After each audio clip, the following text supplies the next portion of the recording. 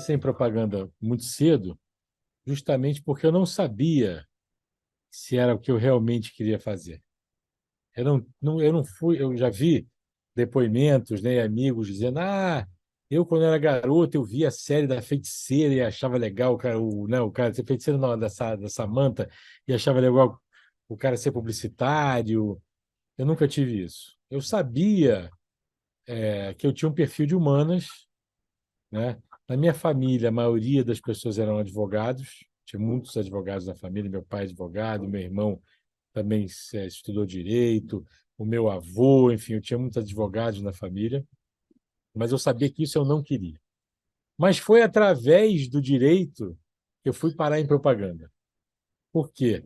O meu pai era sócio de um escritório e um dos clientes atendidos era a Salles, né? Hoje Publicis, né? A Salles Interamericana. Um sócio do meu pai, que é o Pedro Paulo Cristófaro, é casado com a bebezinha, que é irmã do Mauro e do Luiz Salles. Então, ele que falou para mim um dia, jantando na casa dos meus pais: olha, eu acho que você devia experimentar propaganda, porque você tem esse jeito, eu acho que você vai se identificar. Aí me conseguiu um estágio lá. Eu tinha, eu não tinha nem carteira de motorista, tinha acabado de passar para a faculdade. Ele falou: vai logo, porque se não for isso, você já fica sabendo também. Eu fui, meu estágio era para durar 3 meses, acabou durando 6. Eu me identifiquei, eu fui para a criação, consegui já ficar alguns meses lá, enfim. Resumindo, acabei ficando bastante tempo. De lá, quando acabou meu estágio, não tinha jeito, eu ficava me escondendo debaixo da mesa para não ser pego pelo RH, que queria acabar com o meu estágio, o pessoal me protegia. E aí me indicaram para algumas agências, eu cheguei na UMAP, isso tudo no Rio de Janeiro, tá? É importante dizer, a minha carreira foi quase toda no Rio. Mas aí a minha madrinha, minha tia Gilda, madrinha, um dia estava no cabeleireiro, essa sorte que a gente dá na vida, né? Ela estava no cabeleireiro e reencontrou uma amiga de faculdade que ela não via há muito tempo, e a amiga estava se maquiando que ia se casar. E ela estava se casando com o Valdir Siqueira, que era sócio do Lula Vieira, na VS. Era uma agência no Rio de Janeiro muito criativa, foi muito importante. E aí ela falou: então você vai falar com ele assim que você voltar dessa lua de mel, você vai arrumar um estágio para o meu afilhado, meu sobrinho. Enfim, fui lá, consegui a entrevista com o Lula, depois que o Valdir soube que era a criação que eu queria, consegui, fui para a VS. Cheguei lá num momento muito especial da VS, como estagiário ainda, mas a VS crescendo muito. Entrou a Eli Gadelha como diretor de criação além do Lula. Os dois acabaram me contratando, eu virei redator, fui muito premiado. Fui o redator mais premiado da agência já naquele primeiro ano, que ela foi agência do ano. Então, assim, foi talvez um pouco menos de um ano, muito divertido, muito legais na VS. Eu fui chamado para ir para a Artiplan. Na época, na Artiplan estava o Fábio Fernandes e o Chico Abreia, eram os dois diretores de criação.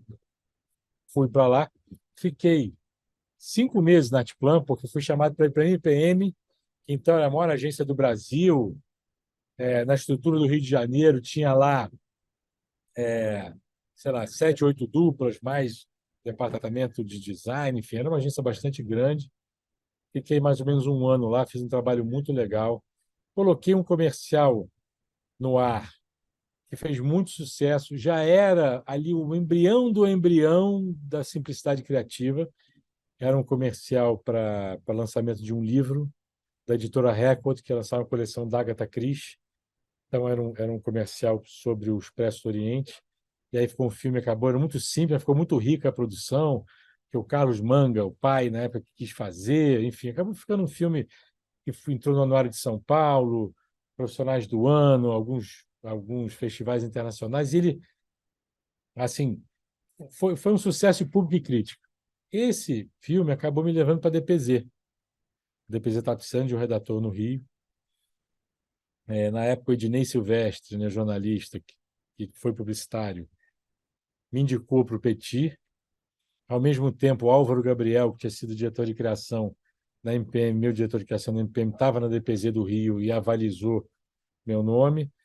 Eu fui chamado, fui como redator para a DPZ, e aí eu digo que talvez a segunda temporada da minha carreira começou, né? Depois teve a terceira temporada, que é de empresário, mas a segunda temporada, porque a DPZ, eu vou te falar, só não vou te falar que foi onde eu aprendi tudo que eu sei, porque eu acho que eu estaria sendo injusto com o que veio antes e o que veio depois. Mas a base do que eu sei e do que eu aplico até hoje, eu aprendi ali na DPZ, né? Eu me tornei diretor de criação muito cedo. O Stalimir Vieira era meu chefe. A gente tem um time, tinha eu trouxe o Russo, que o Russo é um diretor de arte, depois foi diretor de criação da Finástica. A gente fez dupla na Salles, a gente fez dupla na Arteplan, depois eu trouxe ele para a DPZ, o Stalimir era o diretor de criação. Tinha o Marcelo Serpa, era diretor de arte também, a gente trabalhou junto lá, Pedro Feia, e era o André Pedroso com a Fiona, era uma criação assim de alto nível, atendimento também, era uma agência muito especial. Lá eu acho que fiquei um ano como redator, depois o Stalimir saiu, foi para a W, e eu fui promovido a diretor de criação por indicação dele, mandou uma carta linda para os três, né, para o D, para o P e para o Z, falando de mim, e eles acreditaram nele, né, cometeram essa imprudência de acreditar. E aí eu me tornei diretor de criação aos 22 anos na DPZ, que era a seleção brasileira, né? Como diz o Zé Guilherme Vereza, meu grande amigo e ex-sócio, na DPZ você não ia trabalhar, você era convocado para ir para a DPZ, igual a seleção. Então, enfim, me tornei diretor de criação, fiquei lá 5 ou 6 anos como diretor de criação. Aí tive uma proposta para ir para Thompson, fui para Thompson porque eu acho que estava na hora de eu experimentar uma multinacional, uma coisa nova, né, um outro jeito de trabalhar. E ali, na Thompson, aliás, na verdade, se não me engano, começou ainda na DPZ. Eu fui chamado pelo Manga, que fez meu primeiro comercial, para fazer um trabalho paralelo na TV Globo, junto com alguns outros publicitários. Fizeram um grupo de publicitários para criar programas, dar ideias, para renovar a programação. E foi uma experiência também muito legal. E foi uma experiência que eu tive já naquela época com conteúdo, de criação de conteúdo. Então, eu tinha uma experiência de criação de propaganda, né, mas também tive de criação de conteúdo. E ali eu vi algumas coisas, inclusive o timing totalmente diferente, né? A propaganda é muito mais rápida do que o conteúdo, né? O processo do conteúdo é mais lento, assim por natureza. Mas a gente criou alguns programas de muito sucesso na época. O Você Decide, por exemplo, é um programa de muito sucesso. Eu criei junto com o João Bosco Franco e com o Zé Guilherme Vereza. O último programa que o Chico Anísio teve na TV Globo, eu que criei o VaptVupt, vários quadros para o Faustão, enfim. Foi uma época também muito divertida desse trabalho paralelo. Então, eu fui para a Thompson, que tinha a TV Globo. Na Thompson, depois de um ano e pouco, eu tive algumas propostas para sair da Thompson, o mercado está muito efervescente na época, mas aconteceu também talvez uma sorte de novo. Nós ganhamos uma concorrência pela conta da Piraquê, biscoitos e massas, Piraquê, e logo depois, assim, logo mesmo, tipo uma semana depois, a Thompson ganhou a Nabisco no mundo, inclusive no Brasil, por alinhamento. Então tinha que abrir mão da conta da Piraquê ou de qualquer conta que fosse desse mesmo setor. Só que a conta da Piraquê tinha vindo para a Thompson por meu intermédio. Então o cliente lamentou muito, disse, puxa, mas tem uma campanha e tal. Eu falei, olha, de repente eu saio, em vez de eu aceitar alguma das propostas que eu tenho, eu vou e abro uma agência com a Piraquê, e assim foi. Conversei com a Thompson, conversei com a Piraquê, todo mundo de acordo, não teve nenhum problema.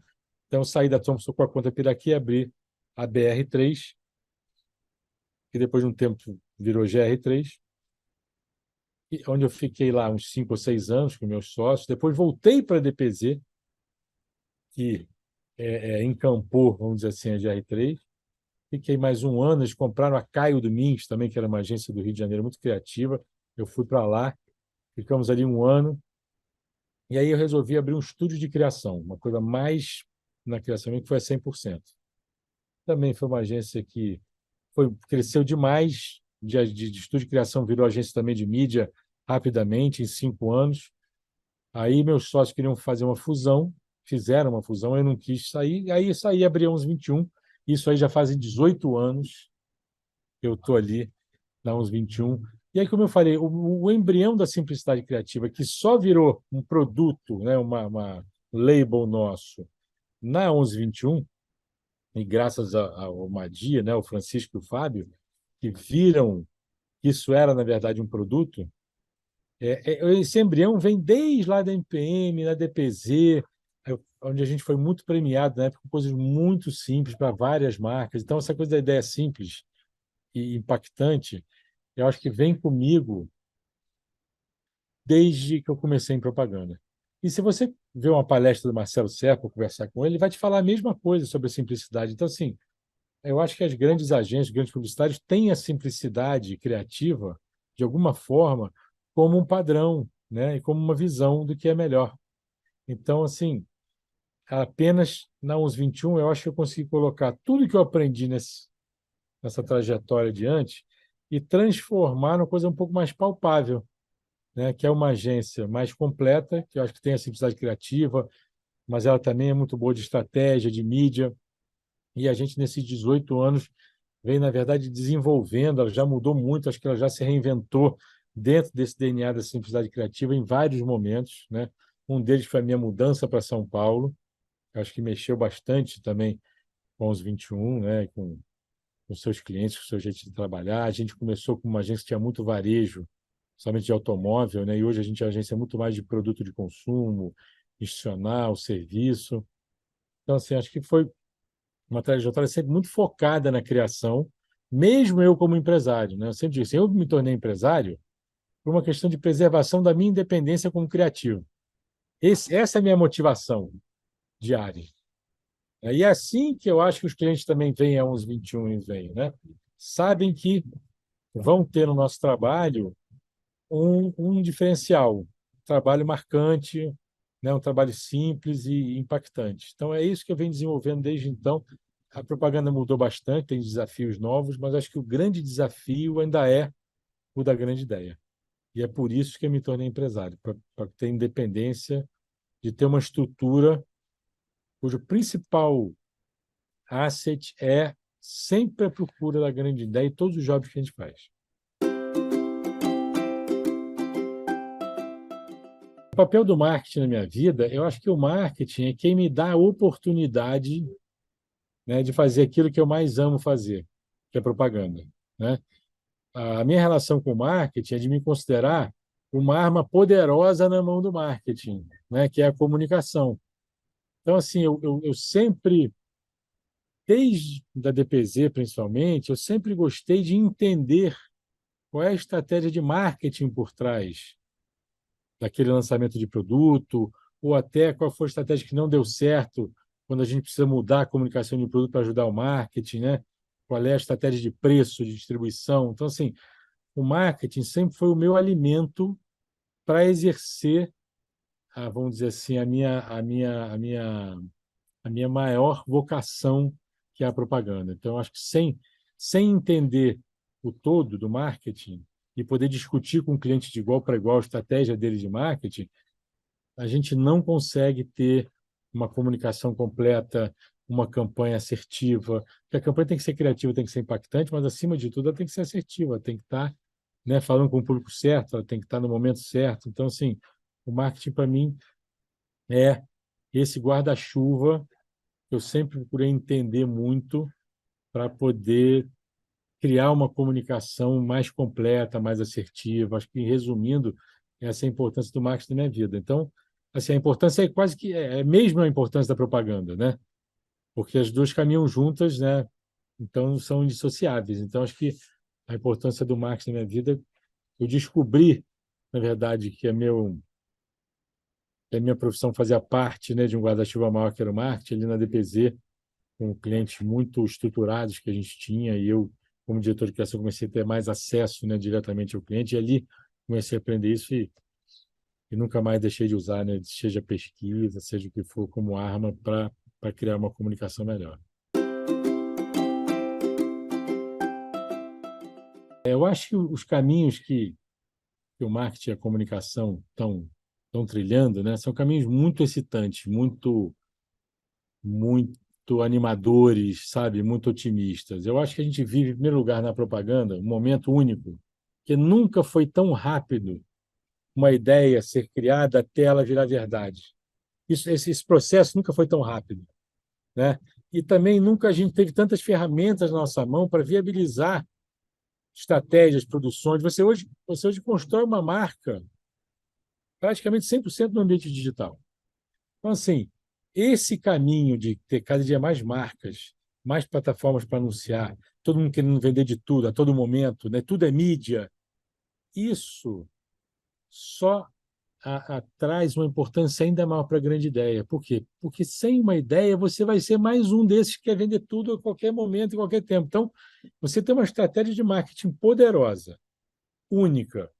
Se puder, de oceano azul, ou seja, alguma coisa, alguma raia que você descubra que só você caminha, e atrelar ela uma campanha, uma comunicação também única, com uma grande ideia impactante, que pode ser facilmente colocada no ar. A gente tem uma marca de cerveja que ela é construída, a marca é construída só com anúncio de oportunidade.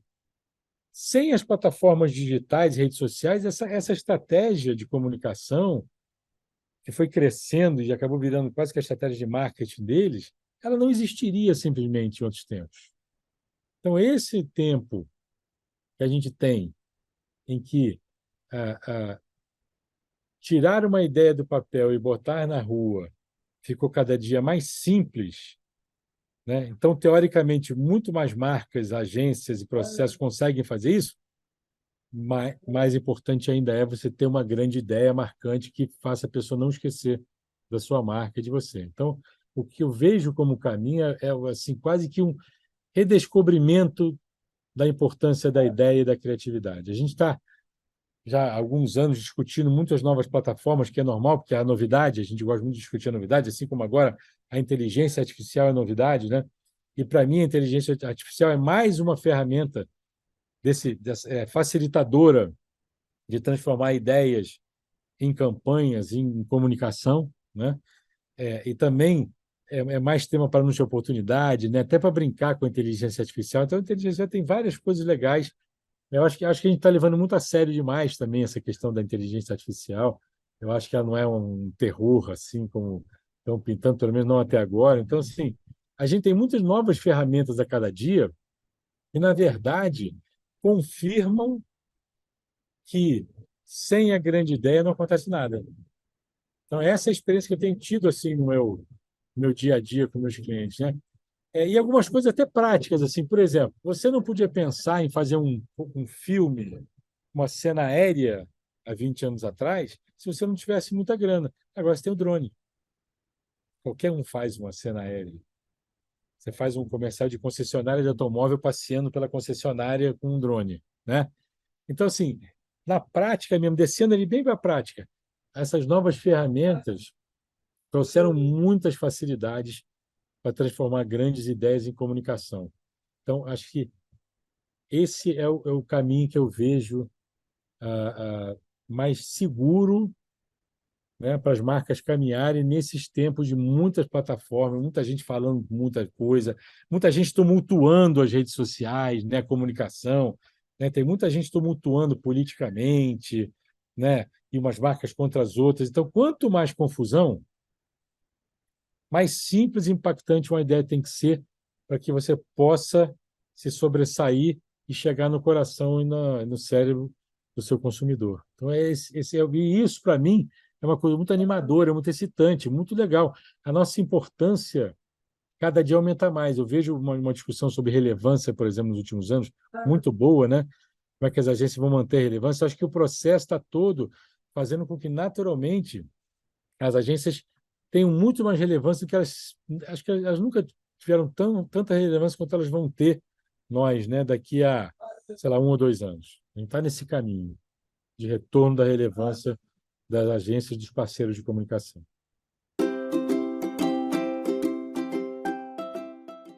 O marketing brasileiro, assim como a propaganda brasileira, é um dos 3 melhores do mundo, né?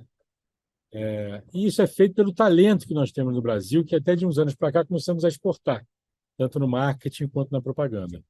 Então, assim, nada mais natural para o Brasil do que ter uma academia de marketing, né? E eu fiquei muito feliz da Abramark ter reconhecido esse meu trabalho, né? Que eu tentei resumir aqui ao máximo, mas enfim, um trabalho que no dia a dia realmente a gente acorda todo dia de manhã tentando fazer um trabalho melhor, marcante, criativo, que vá engrandecer o marketing e a comunicação do Brasil.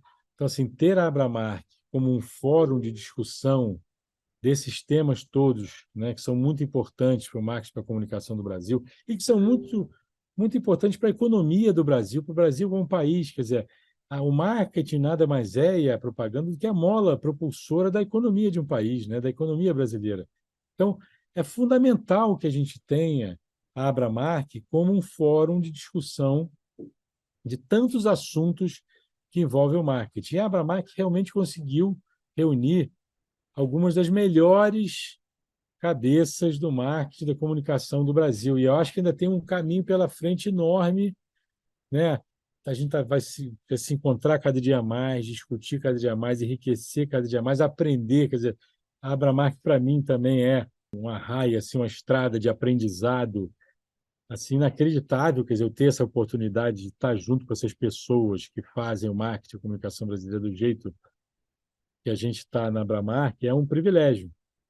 Então, assim, eu me preocupo sempre muito em aprender, né? A gente falou aqui bastante que tem muitas novidades, muitas coisas novas chegando. Eu acho que a gente deve sempre procurar aprender com essas coisas, não rejeitar ou não negar, dizer antigamente era melhor, nada disso. Muito pelo contrário, a gente vive a época mais rica do nosso mercado, da nossa profissão. Ter a Abramark relevante na época mais rica da nossa profissão é um privilégio que o Brasil já podia ter há mais tempo, mas não tem problema, que bom que tem agora e daqui para frente. Então, assim, eu não tenho nem como agradecer, né, estar no Hall da Fama, estar aqui falando um pouco da minha trajetória, do que eu penso para todo mundo. Então, assim, vou repetir, é um privilégio, é isso que é.